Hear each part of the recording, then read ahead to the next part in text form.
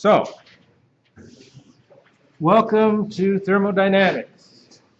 Last time we went through this problem,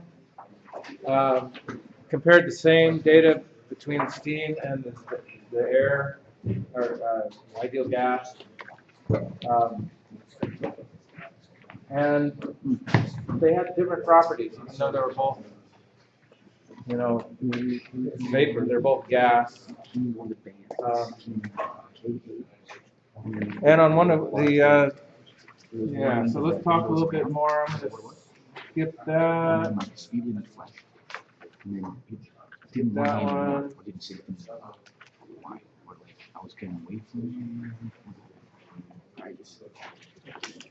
Let's talk about the isentropic efficiency thing. When you have the isentropic process calculations that you do, so you're finding an enthalpy based on the same entropy, or you're using a formula that has exponents with k's in it. That's finding how much energy is actually available, the maximum amount possible between those two states. That's not how much energy that your device will put out, because that's assuming that it's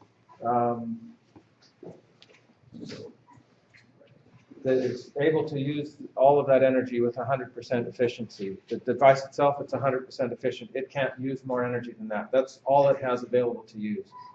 If it doesn't, in fact, use all of that energy, then you say that the device has an isentropic efficiency, which means relative to the amount of energy that entropy tells you can extract from it, it uses this much less. That's for that process, for a turbine, for a pump. So that's what the isentropic efficiency is about.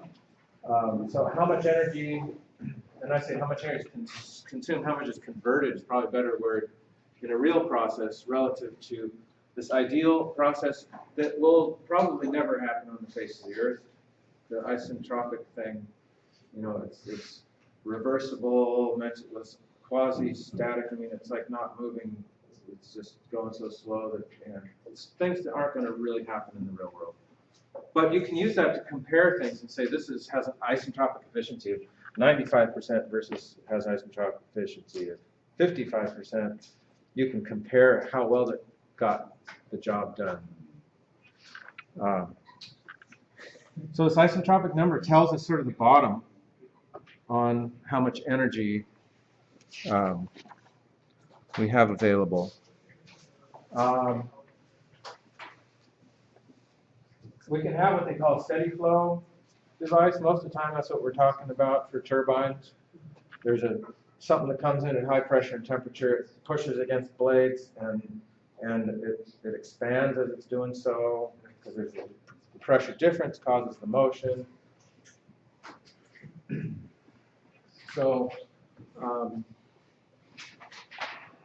something like a steam turbine or a gas turbine or air compressor is the opposite of that. A pump does this too. It would also have an isentropic efficiency.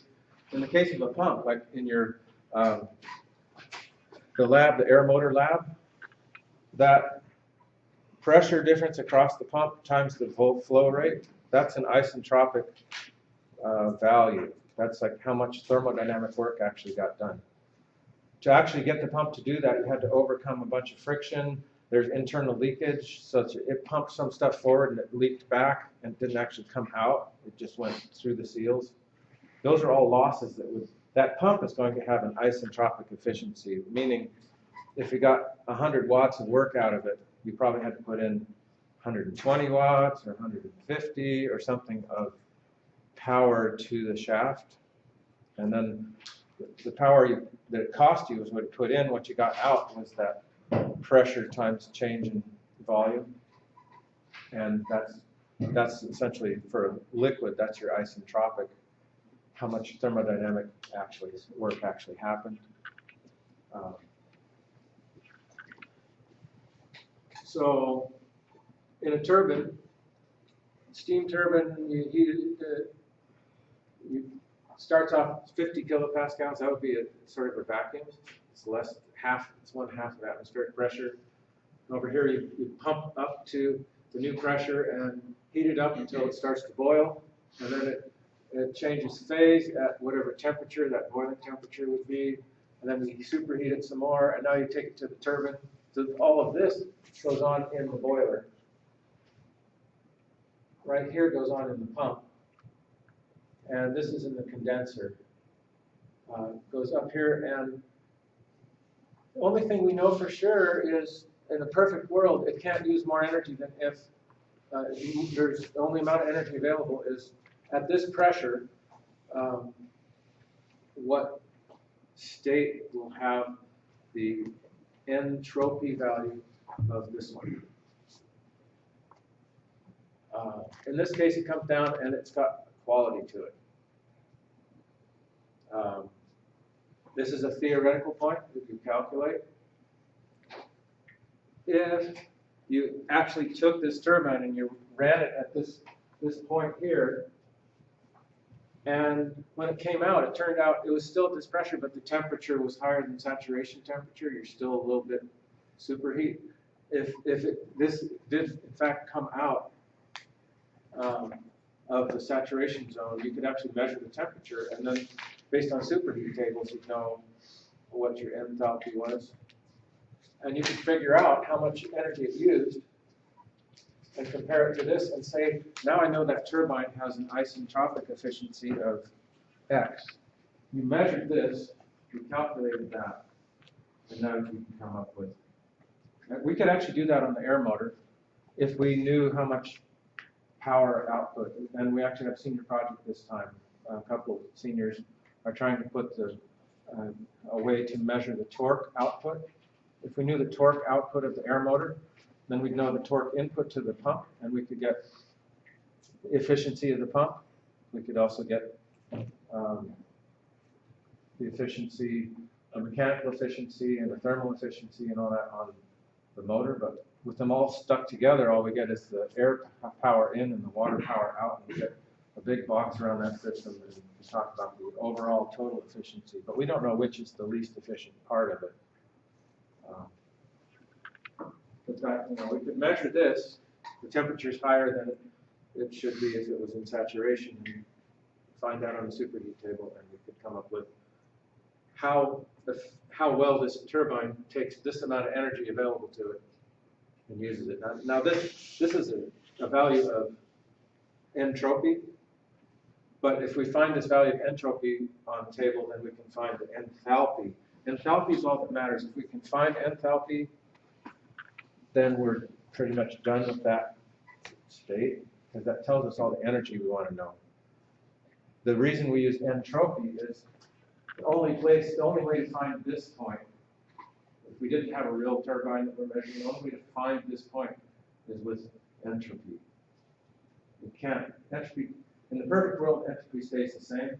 In the real world, and you'll notice it's increased. The process, the inefficiencies will generate some heat, the heat that anyway, that's where that comes from. Yeah. So since you were talking about the lab, should our efficiencies for each pressure be about the same? Or are they going to change? Probably not. Okay. They're not going to be exactly the same. Are they going to be significantly different? Possibly. Okay. Depends on which RPM, because, for example, if it takes 10 watts of energy just to turn the pump, and you're generating 10 watts of fluid energy, and you got 50% efficiency, and you could end up, especially at the low pressure. At zero pressure, I got like 14%. Yeah, and that's because most of the losses were a bigger percentage of the total than actually. Yeah. But then if you bring the power up and you give it a load, the rest of the losses stay the same, or some of the friction loss in turn the pump stays the same, but it becomes a smaller proportion of the total. Yeah. So it makes the efficiency of what you're getting out. So you get a curve. At 20, I got like 57, I think, and then it started going but way more gradual than. Yeah, I would expect the first day, that's one of the things about this. There's the theory and then there's the reality of it. And really what's, I would think, yeah, 20, 30 PSI, you don't have so much internal leakage, which is causing inefficiency. Yeah. But you're beyond the point of most of the energy going into the It's friction. just turning. Yeah. So as the pressure goes up, you're going to get internal leakage, you get less out. Yeah, we could noticeably, like, it was dripping. Yeah. And that's packing. You can fix, that's another, it leaks in your hand because it's coming out with the packing nut on the shaft. You can fix the leak by tightening the packing nut, at which point you added load, and now it's even less efficient overall because now you got more friction because all you did was increase the friction on the seal. So that's, yeah. So I would expect you to see a curve. It's not going to be stochastic value. Okay, and then like, we have the lowest RPM, so our efficiency was the highest at the lowest pressure. Yeah. It wasn't zero. Everyone will be, your efficiency was highest at the lowest pressure? At 20, Oh, it okay, was 20. the highest. Yeah. That's likely to be the case for everyone, but it'll be a different value because of at a higher RPM, there's less time for leakage to happen, and I bet you have the lowest efficiency at 20 RPM, or 20. Of everybody. Oh, wait a minute. Yeah, lowest RPM, probably because there was more time for whatever leakage to happen. Maybe not at 20, but at 40, 60, 80. We'll see that. I will take everybody's data and put it into the spreadsheet that I built a couple of years ago to do this sort of thing, and then a graph, the efficiency for each RPM. You can actually see if one unit did have a bigger leak and they tightened down the packing nut, you can see that because there's going to be a gap between the two units, unit 1, unit 2, which is one reason that I had, like, unit 1 was all even hundreds and the other one was all 50s. So you'll see if everything with like 1150 and 1050 is on a different line than another one, you can see the difference between the two identical setups. Will the difference in our actual RPM make a difference too? Yes. Yeah, the actual number is going to correlate to the actual gallons per minute. And yeah, it's a definite proportional thing there. So if you just say it had 1200 or 900 RPM, but it's really 920, then your data looks, because it's, report the actual RPM with your data. You're given a range, essentially, or a target, but use the actual numbers. So yeah, for this, I could get the isentropic efficiency, but that's going to only be for near that operating point. And it may change for different operating points. But you can map that. That we're going to essentially map it for the class. You can say at a certain RPM you have this efficiency, and if you look at those things and you start thinking about why is it changing? What are the factors? Is it about friction? Is it about leakage? And if you look at it in enough different ways, you can kind of get a real sense of what matters in the particular mechanical system. So, and we have enough information to do that with. There's a lot of information we can actually, a lot more than what I'm asking for in that lab that you can see things. Like, for instance, chances are your inlet pressure, you noticed, was a negative value because we set it at 0 when there's no flow, and then suddenly you're sucking on it to make the water come through, and that's going to make, you have to have a lower pressure difference between the tank and the inlet of the pump to make it flow more. Well, it's going to be more negative at your low flow because, or at your low pressure because it's a higher flow. And as you gave it more pressure, it's doing more work, but there's a slight reduction in the flow rates, and that inlet gets less and less negative. It starts off at like 1.1 PSI, ended up at probably like negative 0.3 because it's not sucking as hard because some of the fluids internal to the motor is leaking by, and it's not inlet. It's going to the inlet from inside. There's all kinds of stuff like that goes on. We'll study that more when we get to the fluids class. So, but typically a process, there will be an increase in entropy. And what that has to do is, remember, entropy is defined as a change in entropy is heat flow, dq, happening at some absolute temperature, dq divided by T. So if you have an inefficiency, it's going to generate heat. And I mean, this is one way of looking at it. It's not really how they come up with it. You can't valve calculate it, but conceptually, if I had an inefficiency, it generated heat. The heat at the temperature involved means we have a value of entropy.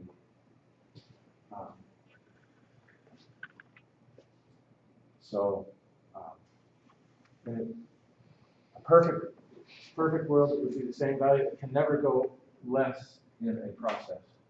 Now, in a whole cycle, it can go less, but in a process, I mean, it has to do this whole cycle. Where does it go less? From here to there, we're taking heat out.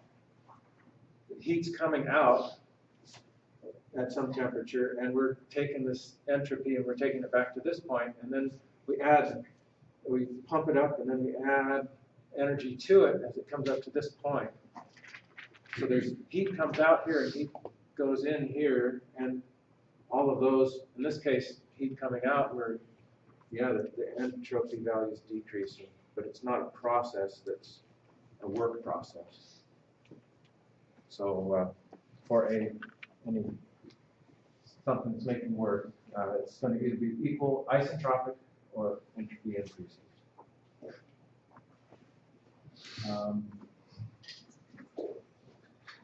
So how do we come up with that? The isentropic efficiency of a turbine, for example, is how much work actually got done divided by how much work could have been done, how much energy was available to be converted. And H1 is our highest temperature pressure point. Subtract H2A, which was our actual value. That's going to be less than this maximum amount of energy that was available to be converted. So that's what we did in an example where we kind of said, did an example calculating this. We'll have another one coming up.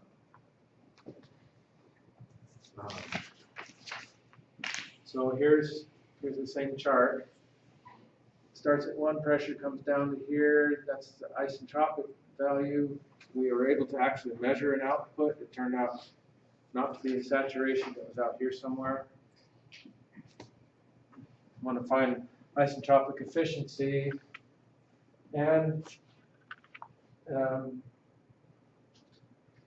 megawatt output. So maybe we know about this turbine, we know what its isentropic efficiency is, but now we want to scale it up. And the question is, how big do we have to make the pumps and the pipes and all that?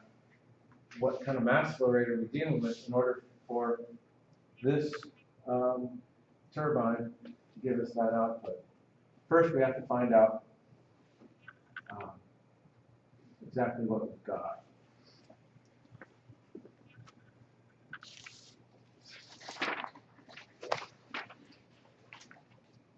So always with these things, it's about making a table.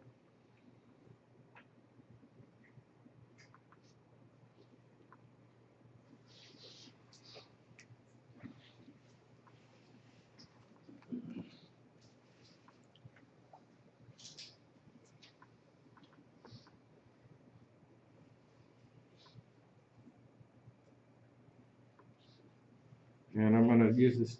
Now this TS diagram is helpful when we're talking about isentropic processes. It sort of graphically reminds us what we're doing.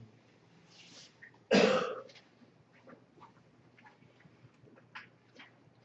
what do we know?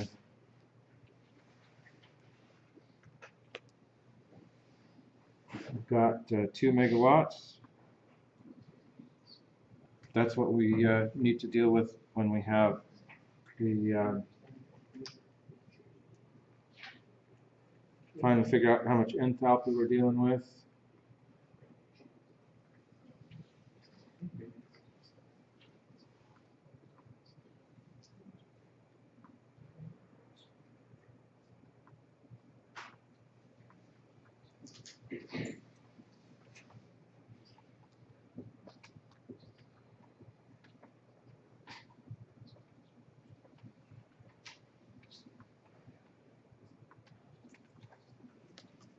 So let's see.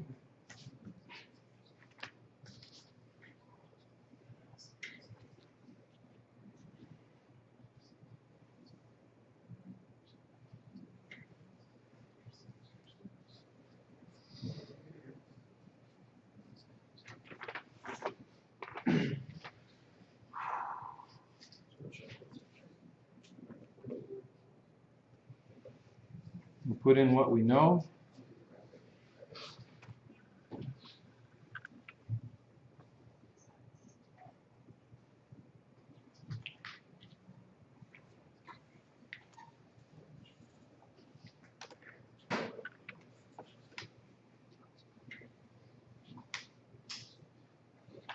Well, we know at state 1 we've got temperature of 400 C, we've got a pressure 3 megapascal.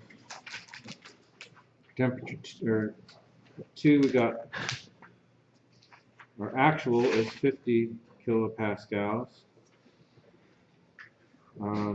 We know our actual temperature is 100 C.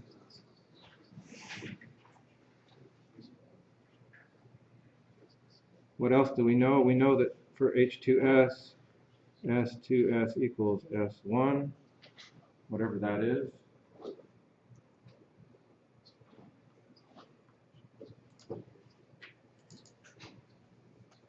So steam chart.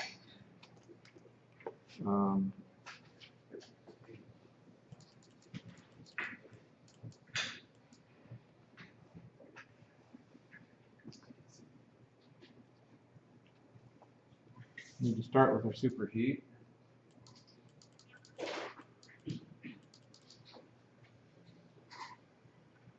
And we're at 3 megapascals.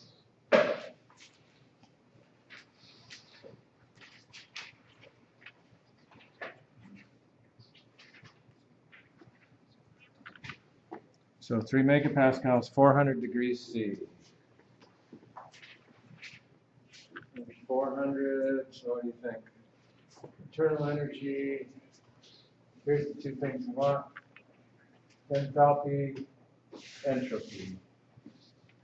So 6.9235, 3231.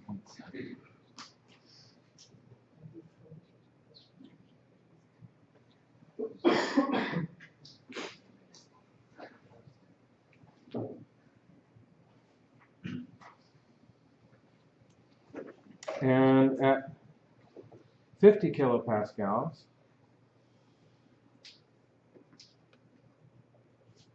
it'd be 0.05 megapascals. Our temperature is 81. Okay, that's nice. But the question is,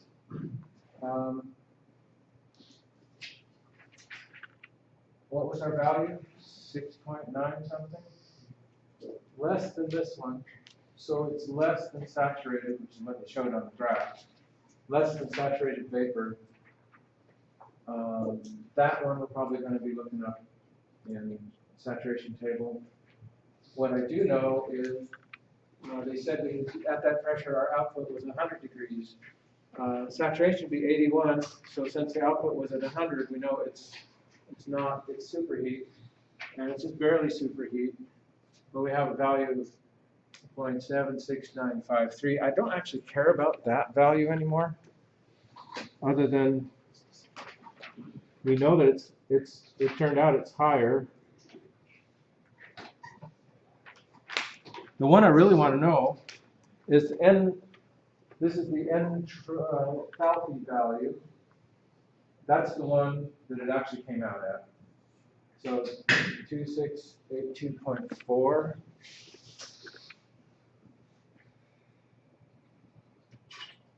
And that tells me I'm still in superheat. So now let's go find what's where the entropy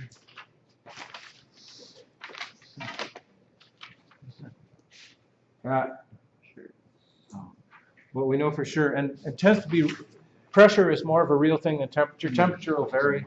If you make a pressure happen, it's probably going to, that pressure is probably more real than the temperature is as far as looking stuff up.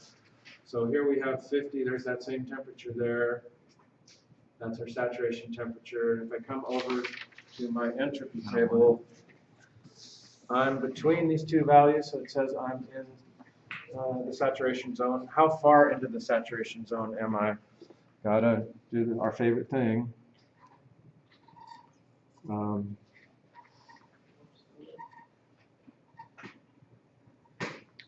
Let's see.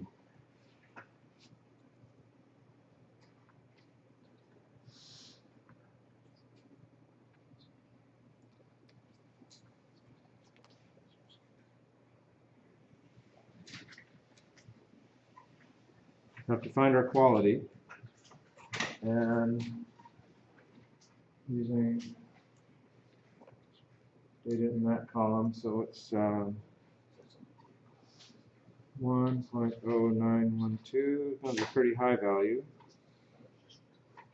7.5931. I'm going to take the values for enthalpy while I'm at it. HF is 2645.2, and the liquid is 340.54.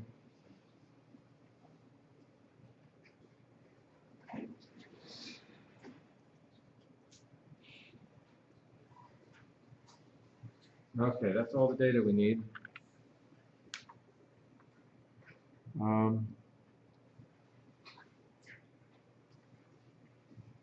X is going to be S actual minus SF, G minus SF. Actual minus the low value over that high value minus the low value. So our actual value is this 6.9235. Our low value here is 1.0912.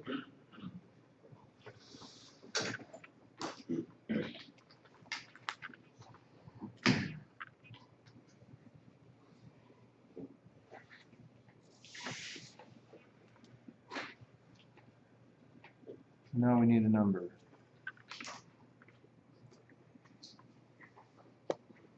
This tells us the quality. If we know the quality for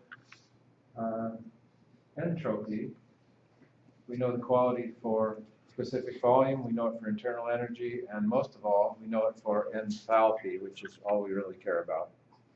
In this class, that's all I care about. We're using it to find that. Thank you.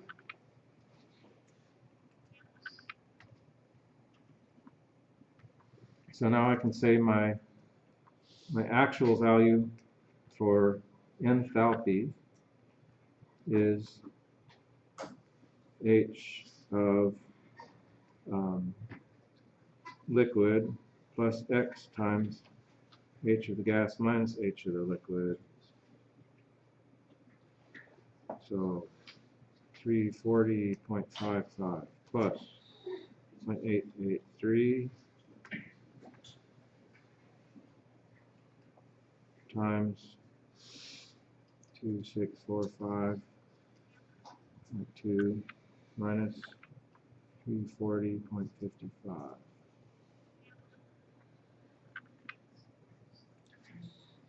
So what does that mean? All of the liquid, all of the steam has this much energy, and 88% of it had the phase change. I've got 2375.2.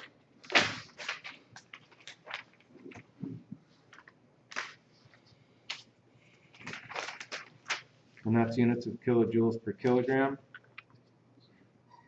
We have confirmation on that? Sounds good.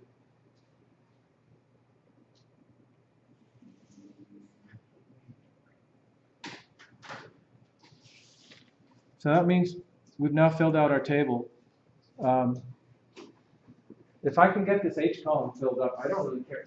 I didn't use this to find this at all. It's just sort of what I'm showing is that, yeah, indeed, our actual entropy value is higher.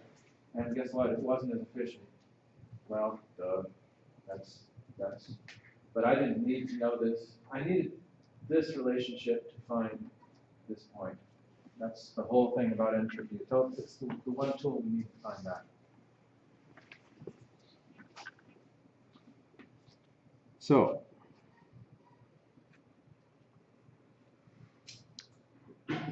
all of that was just to find our actual enthalpy. So now we want to find our efficiency.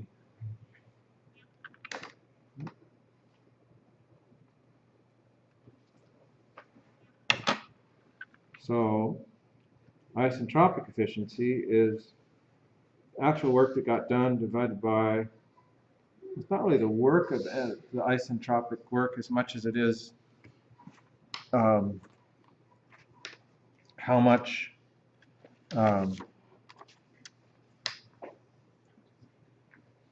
energy was available to be converted. And if it had been 100% efficient, it would have been that much work. So what is it? H1 minus H actual over H1 minus H2S. I should say 2 actual. That's a mess.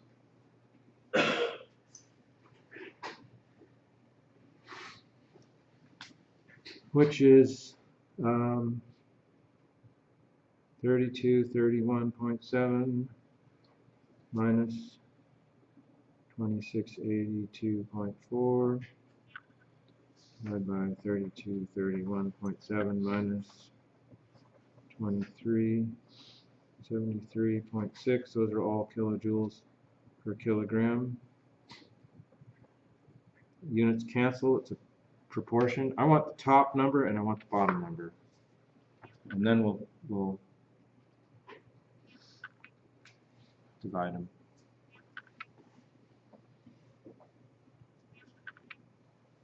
Top number is 549.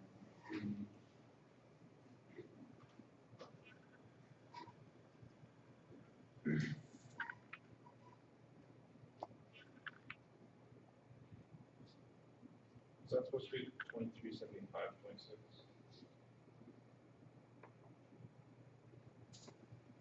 Yeah. 2375. Misread my own scribbling. So 856.1.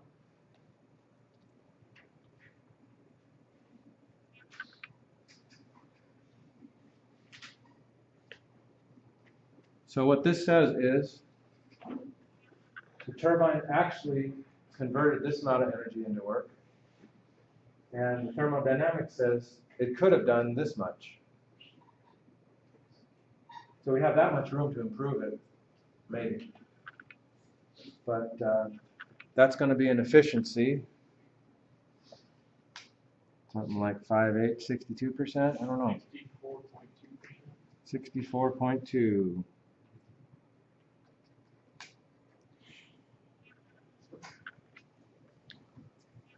Oops, why is that?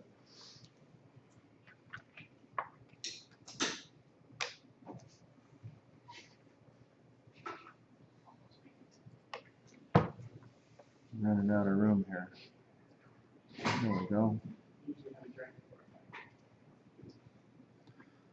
So in this case, that we have a 64.2% efficiency on that.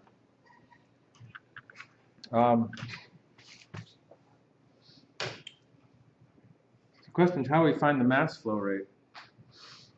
The power is going to be m dot times H1 minus H2 actual. That's the power we're getting out of it. By the way, this is anyone recognize that formula? From from the It's our air motor formula. lab. Yeah, it's just anytime you have a change in enthalpy times the mass flow rate, you get power. So we're using that same one here. This is how much energy per unit mass, and then if you multiply it times mass, you have how much energy. You can multiply it times mass per unit time, you have how much power. In one case it's joules, the other one's joules per second, which is watts. So we know this, we know that. We're just going to solve for a mass flow rate. So let's see. Mass flow rate equals power divided by H1 minus H2 actual. And our power was 2. I'm going to call it 2,000 kilowatts. That's 2 megawatts. Divided by, and this is why I wanted the numbers separate. This value we already figured is 549.3 kilojoules per kilogram. I want to say 1 kilowatt is 1 kilojoule per second. By that, I'm just rolling all the kilos up in there. Kilowatts cancel, kilojoules cancel, and I get units of kilogram per second. So 3.64.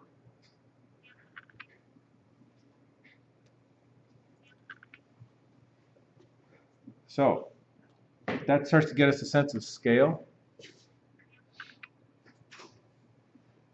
This is how efficient it is. If we could make it more efficient to get the same amount of power, this number could go down. But if this is a turbine that we've got, then that's almost, let's get some reality to this.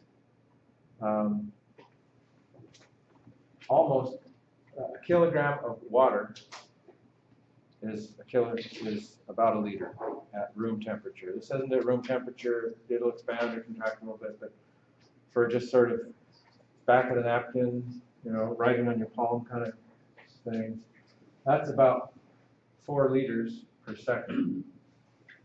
4 liters is getting close to a gallon per second, or you could say a minute. It'd be like 6. This is kind of like ballparkish 60 gallons per minute kind of rate.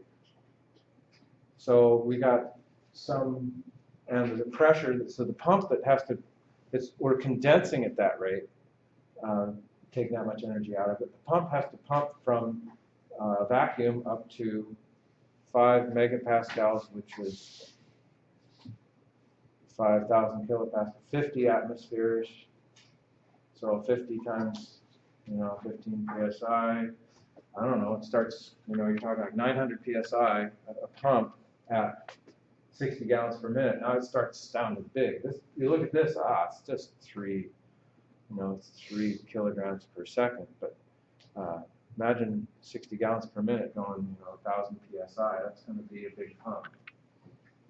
And condensing the steam at that rate, you could also come up this amount of energy down to the 340 for the fluid. That's how big, that tells you kind of how much energy has to come out, and that would start getting into how big does your condensing unit have to be in order to make that happen. But that's sort of the context of where all this comes from. But all we want to do, we got our numbers. We got 64% efficient and going at 3.6 and change liters per second.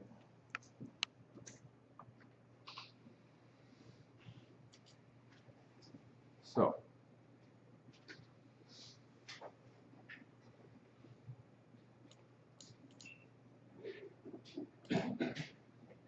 that's how we use this. This is really the last thing of the thermodynamic properties and processes, and now we got it like a full toolbox of things. If this is all making sense, we can get away from just talking about how to find these things into how do we use this. And now we can start talking thermodynamics. Pumps, it's the same concept, but in the case of a pump, what you actually get out was your pressure times volume and your H1 minus H2S. 1 is the inlet, 2 is the outlet in this case. That's really the difference here. This is really your pressure times volume number. And the actual work you put in, you're going to end up with a pressure times volume number plus an inefficiency, which generates some heat in the water. If you look at this relative to, for a compressor or a pump, it's putting energy into the fluid as opposed to one that's taking it out. These two are reversed because the amount of work you get done thermodynamically, you have to put more in to get it done. Whereas in something extracting energy, you have to put, this term will be bigger because there's more energy available to be converted as opposed to how much you actually converted. So be aware of that. If you get one that looks like it's upside down, think about it's going to take more work to get this stuff done in a pump or a compressor. In a turbine, it's going to take more, it's not going to be able to convert all the energy that's available to it.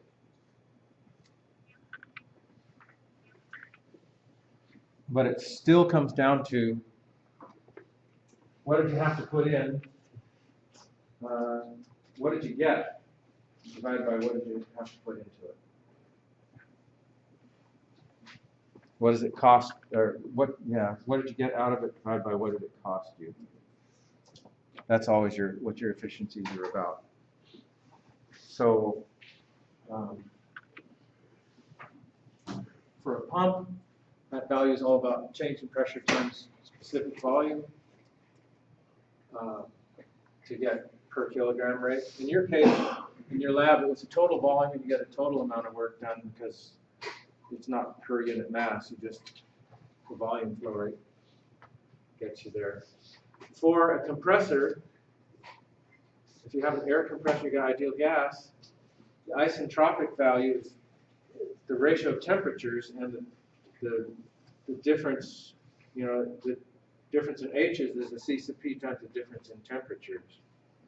So the temperature out, if you have this temperature in, the temperature out ought to be, well, if you have a ratio of pressures, it's K minus 1 over K. This would be the isentropic temperature out. If in our labs we had taken the pressure before and the pressure after of the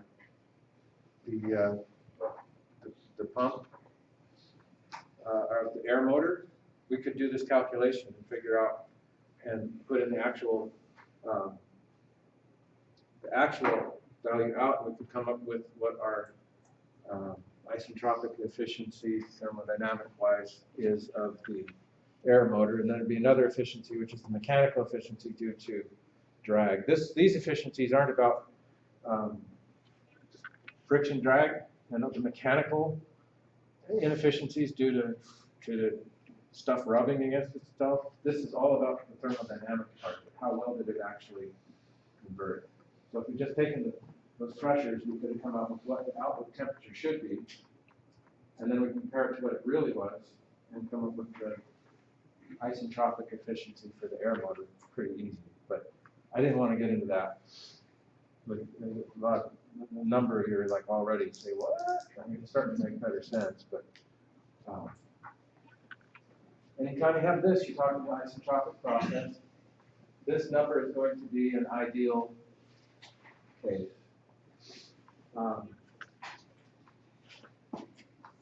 And the change in enthalpy is just going to be C sub P times the change in temperature. Yes. There's a character that's missing in that. Yes, there is. I was just curious what it was. Most of the time it's going to be the efficiency thing. So this is the efficiency of the compressor. Yeah. Yeah. Are they usually doing 10? So you change your current. All right, that's enough for today. The sense thing, but I think so. And then you change this. That's what when I'm grabbing it for press, I change to auto in a way. Oh, no X. X is like what they have on like grocery stores, and that goes on. And then it goes auto and then highway. And then highway, I usually turn that one on the highway for a long time. It increases sensitivity. So I should do highway the whole time. What's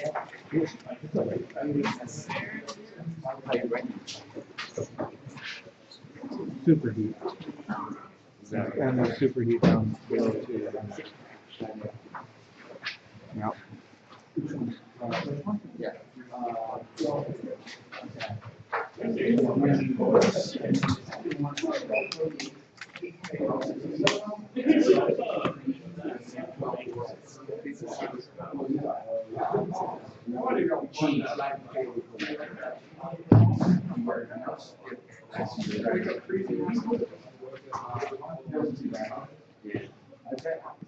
Because they have a bunch of different RPMs, so you guys have to wait, like each group has to wait for one group to be done. Yeah. I was gonna say that, because you know, each one had a specific RPM, and each RPM at 24. Did you have to wait too?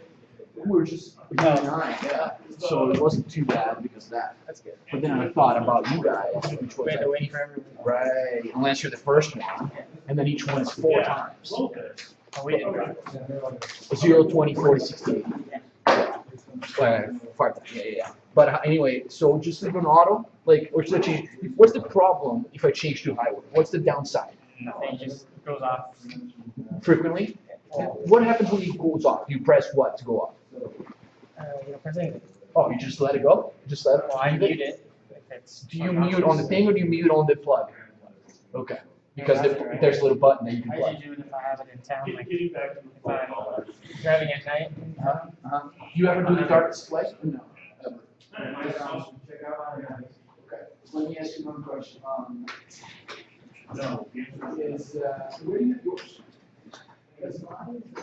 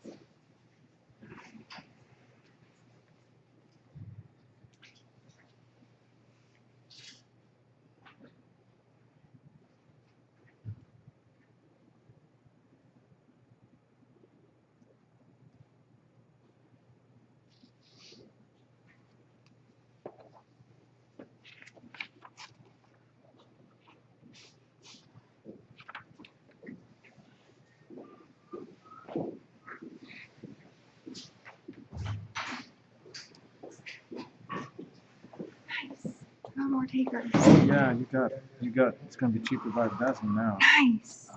The next trick will be collecting the money. Yeah, that's always the problem.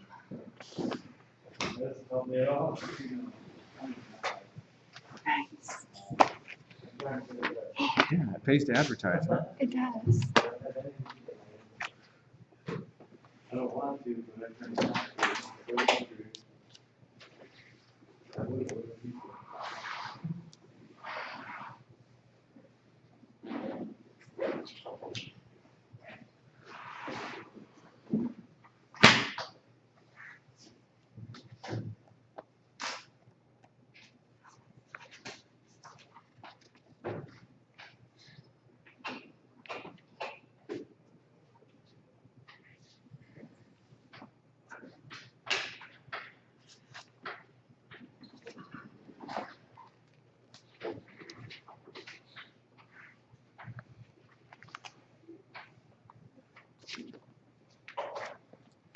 Did you get my memo? I dropped it off in your office this morning. Yes, Yeah, I was And- like, I forgot about it yesterday. Like I printed it out and forgot it in my backpack. yeah, and I re-stapled it because the front page was the assignment, which is, Oh, did you Good want that in thing. the back? yeah, it's an appendix, so you know, your memo Okay, can, got it. no points off, but,